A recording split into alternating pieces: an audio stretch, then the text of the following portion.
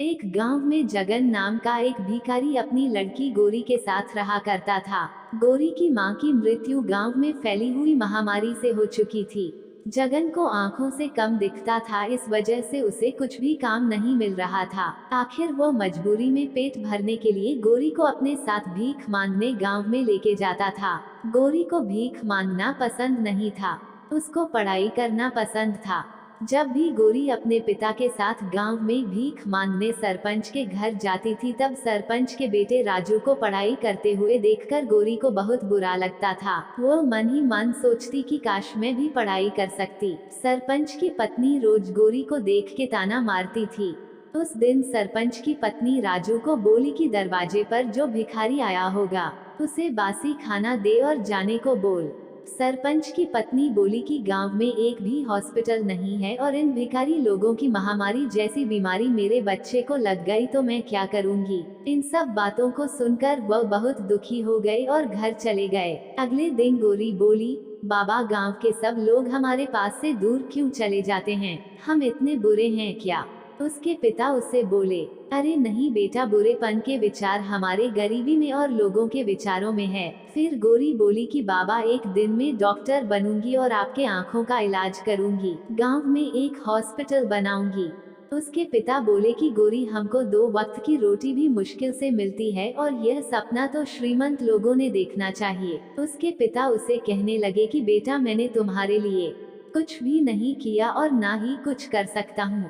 उसी वक्त एक औरत ने बाहर से गौरी को आवाज लगाई और कहने लगी कि गोरी, आज मेरा शौचालय तुम साफ कर दोगी तो मैं तुम्हें 5 रुपए भीख में दूंगी। ना चाहते हुए भी गोरी ने उस औरत की बात मानकर शौचालय साफ कर दिया। जाहिर सी बात है, इस काम को करते हुए गोरी को बहुत बुरा लग रहा था।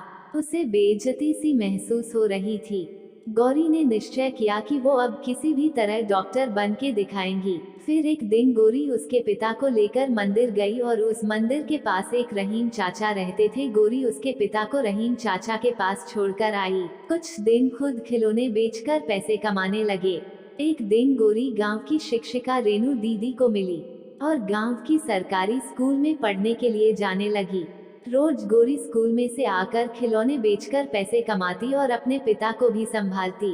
गोरी रात रात भर पढ़ाई करके स्कूल में अच्छे मार्क्स लाके पास होने लगी। ये सब देखकर सरपंच की पत्नी और गांव वाले आश्चर्यचकित हो गए। वो सब गौरी और उसके पिता जगन से जलने लगे।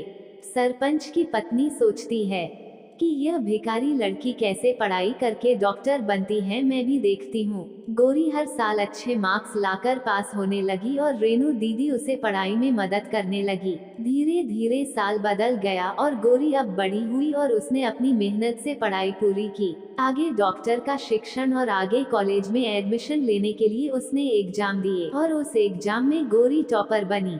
उसकी सफलता से रेनू दीदी और उसके पिता बहुत खुश हो गए। गोरी उसके पिता को बोली, बाबा मुझे स्कॉलरशिप मिली है। पर गोरी को आगे की पढ़ाई के लिए दूसरे शहर में जाना पड़ रहा था। गोरी उदास हो गई। रेनू दीदी उसे कहने लगी कि गोरी, तू टेंशन मत ले, मैं इधर में सब संभालूंगी, तू शहर जाकर डॉक्टर बनकर वापस आ। रेनू दीदी ने बाप की जिम्मेदारी ले ली, इसलिए वो निश्चित होकर पढ़ाई करने के लिए चली गईं। बहुत समय बीत गया पर गोरी की कुछ खबर नहीं आई। कुछ साल बाद गांव में फिर से महामारी की समस्या आई। कई गांवों के साथ गोरी के पिता और सरपंच का लड़का राजू भी महामारी के चपेट में आ गए और शहर जाकर हॉस्पिटल में भर्ती हुए। पर कई दिनों से वहां डॉक्टर ही नहीं आए थे। सब उदास होकर भगवान से प्रार्थना करने लगे। अचानक एक नर्स उधर आई और बोली, आपको चिंता करने की कोई जरूरत नहीं है, क्योंकि सरकार की तरफ से शहर की सबसे बड़ी डॉक्टर इनका इलाज करने आ रही है। ये खबर सुनकर गांव वाले बहुत खुश हो गए। हॉस्पिटल के सामने बहुत बड़ी कार आकर रुकी और उसमें से एक डॉक्टर नीचे उतरी। तब गांव के सरपंच ने उस डॉक्टर का माला पहनाकर स्वागत किया। जब डॉक्टर उनके पास आई तो सब आश्चर्यचकित हो गए। वह डॉक्टर कोई और नहीं तो वही लड़की थी जिसे वो भिखारन गोरी के नाम से जानते थे। उसने अपने पिता का आशीर्वाद लिया और सब गांव वालों का इलाज करना शुरू किया। गोरी के इलाज करने के कुछ दिन बाद सब गांव वाले बीमारी से ठीक हो गए। उसने उसके पिता की आंखों का ऑपरेशन किया और आंखों की दृष्टि फिर से उनको लौटा दी। गोरी की मेहनत से वह सब गांव वाले उस बड़ी बीमारी से बच गए। वैसे ही सरपंच और गांव वाले आपस में चर्चा करने लगे। गोरी पर उन्होंने जो अत्याचार किए थे उस पर उन्हें पछतावा होने लगा। सब ने गोरी से माफी मांगी और माला पहनाकर उसके नाम का जय जयकार किया। ये दृश्य देखकर गोरी के पिता को उस पर गर्व महसूस हुआ। इस कहानी से हमें यही सीख मिलती है कि गोरी की तरह मेहनत और दृढ़ निश्चय से कष्ट किए तो सफलता अवश्य मिलेगी। जिस तरह कमल भले ही कीचड़ में खिलता है लेकिन उसके गुणों के कारण भगवान के सिर पर स्थान पाता है, हमें भी हमारी परिस्थितियां और संसाधनों की कमियों के कारण जीवन में पीछे नहीं हटना चाहिए। एक अच्छा लक्ष्य निर्धारित कर उसके लिए जी जान से मेहनत करनी चाहिए। दोस्तों, वीडियो देखने के लिए बहुत बहुत धन्यवाद। दोस्तों, चैनल को लाइक शेयर कमेंट और सब्सक्राइब जरूर करें। धन्यवाद।